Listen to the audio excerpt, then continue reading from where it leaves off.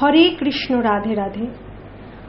আজ কোনো ভ্রমণ কাহিনী নয়, কোনো আনন্দ মুহূর্ত ভাগ করে নিতে আসেনি। দেশ আজ যে প্রতিবাদে সোচ্চার হয়েছে, এমনকি দেশের মাটি ছাড়িয়ে বিদেশের মাটিতেও যে প্রতিবাদের আগুন ছড়িয়ে পড়েছে, আমি সেই সমর বাহিনীর একজন সহযোদ্ধা হিসেবেই আজকে কিছু কথা আপনাদের সাথে ভাগ করে নিতে এলাম। এই কথাগুলো আমি নিজেই নিজেকে বোঝাচ্ছিলাম। ঘটনাটা যেদিন শুনতে পাই তারপর থেকে এটাকে হজম করতে আমার বেশ কিছুদিন সময় লেগে গেছে। নিজেকে নিজে যখন বোঝাচ্ছিলাম তখন মনে হলো যে কেননা আমি কথাগুলো সবার মধ্যেই ছড়িয়ে দিই। আরজি করের পাঠরতা এই তরুণী চিকিৎসকের উপর যে অমানবিক, আসুরিক এবং পাশবিক অত্যাচার চালিয়ে তাকে প্রাণেই শেষ করে ফেলা হলো, তা অবশ্যই কোনো না কোনো সত্যকে গোপন করার জন্যই। তো তাদের উদ্দেশ্যে বলে রাখি, সত্য হলো সেই ছাইচাপা আগুন যাকে কোনো দিনই নেভানো যাবে না।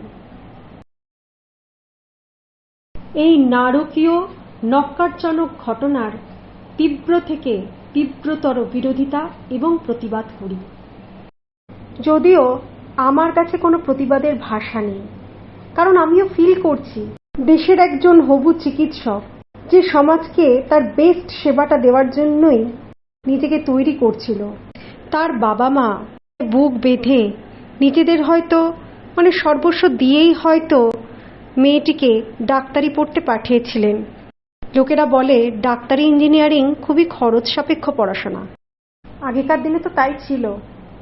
তো সেখানে গিয়ে তাদের মেয়েটাকেই হারিয়ে ফেলতে হলো।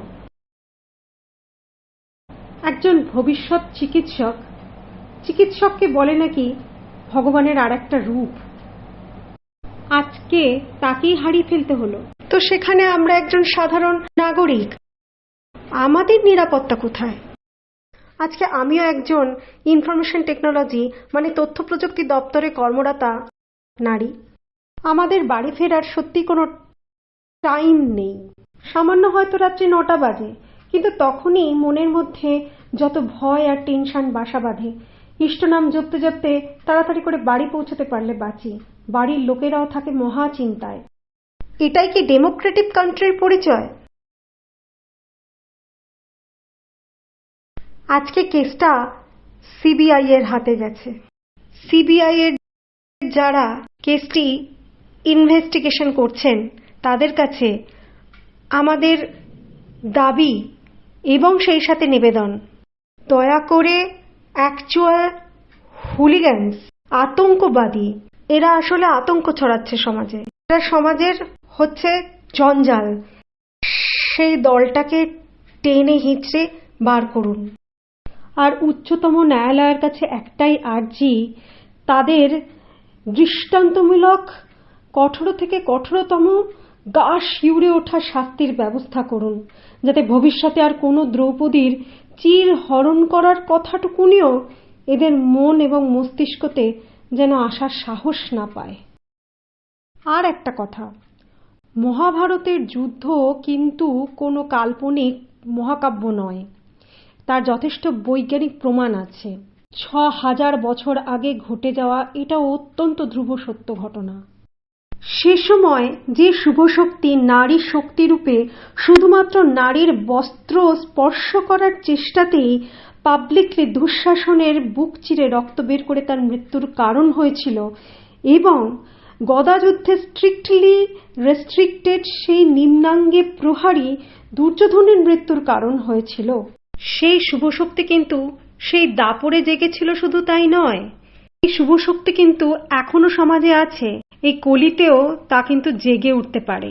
তার জন্য আমাদের নারী পুরুষ নির্বিশেষে যত মানবিক, শুভ বুদ্ধি সম্পন্ন, শুভ শক্তি সম্পন্ন মানুষেরা আছেন, তাদের সবাইকে আহ্বান করি, আসুন আমরা সকলে হয়ে উঠি শক্তিরূপেণ সংস্থিতা। We want a proper justice as soon as possible. একটা দৃষ্টান্তমূলক গা শিউরে ওঠা শাস্তি প্রকৃত অপরাধীদের জন্য।